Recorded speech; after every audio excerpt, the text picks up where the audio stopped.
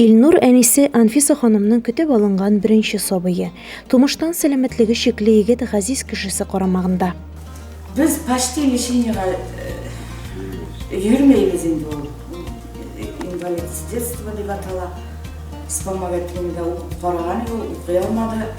Но аның ничек үзенә кирәген белә, кирәкмәгәнен белми.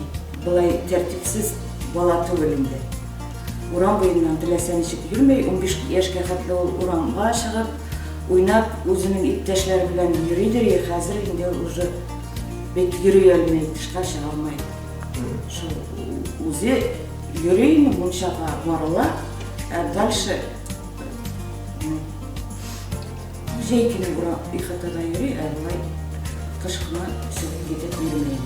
Шунсы куанычлы, Башкортстан Республикасында ауруның хроник формасы булган гражданнарга эшләп килүче программа кысаларында төзелеш министрлыгы линиясе буенча республика бюджетыннан субсидия бирелә. Шул рәвешле район хакимияте бирелгән суммага ярашлы әлеге категория гражданнарны торак белән тәэмин итәргә тиеш. Агымдагы елда бу бәхет Илнур Рәмил улына елмайды.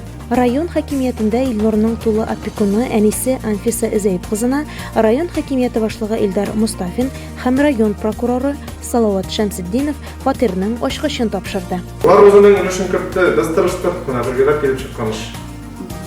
Рәхмәт сезгә. Сезгә тазалык бирсен инде шул.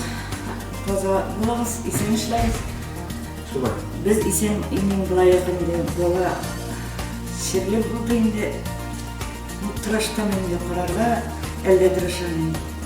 Хөрмәтле ана, бүген Илнурны бәләкәйдән карашкан, тәрбияләшкән тормыш иптәше Әхләм Хәбибулла Шафиковка рәхмәтле. Апайлары Эльвир белән Инзилә дә туганнары өчен üzülеп тора. Әйе, гомер аккан сулар кебек. Язмышларын кара булып каплаган шушындый кешеләрнең тормышын кояш нурларына күмәргә ашыгыйк, изгелек кылыйк.